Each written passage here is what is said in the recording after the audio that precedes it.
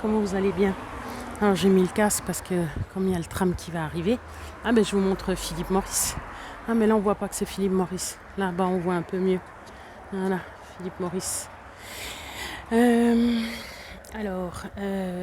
je voulais parler de ce qui me permettait de dormir. Voilà, parce que enfin, pour dire que des fois on se trouve bizarre, on trouve qu'on a des réactions pas possibles, on est à bout, on a des réactions qui sortent alors que quand on va bien, entre guillemets, mais ça fait tellement longtemps qu'on n'a pas été bien, qu'on ne sait même plus comment c'est, en fait on oublie que c'est à cause des insomnies, à cause du sommeil, parce que c'est tellement important. C'est seulement quand on le retrouve qu'on se dit mais la différence.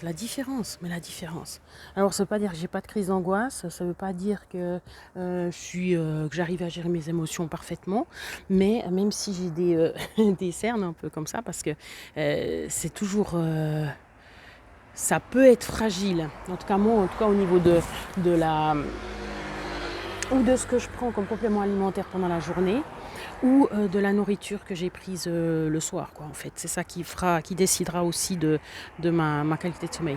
Mais là, j'ai trouvé, donc je vous ai dit, donc je vous le partage, donc c'est un complexe, mais c'est, comment dire, il n'y a rien que les plantes dedans. C'est pas avec de l'aspartame, du machin, du truc, d'agent de charge ou je sais pas quoi, non. Ça vient de Sierre, donc en Valais, en Suisse. Et puis c'est un mélange de valériane, valériane, mélisse et houblon. Je fais de la dyslexie. Donc voilà, donc je prends ça, normalement c'est pendant toute la journée, on en prend 3. Et moi comme j'ai pas envie de dormir la journée, et puis comme je suis pas sûre que ça fasse pas ça, je prends pas ça comme ça. Je prends une à 7 heures, une à 8 heures, et puis ces temps j'en ai pris une encore à 9 heures parce que j'ai changé quelque chose le matin.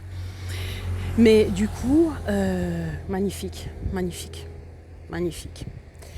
Donc voilà, alors en tout cas au niveau du sommeil, ça c'est top. Après j'ai dû changer des choses au niveau de la nourriture, rien que parce que j'ai mis du quinoa le soir, alors que c'est censé être assez léger, pas trop ci, pas trop ça, bien au niveau des indices glycémiques et tout.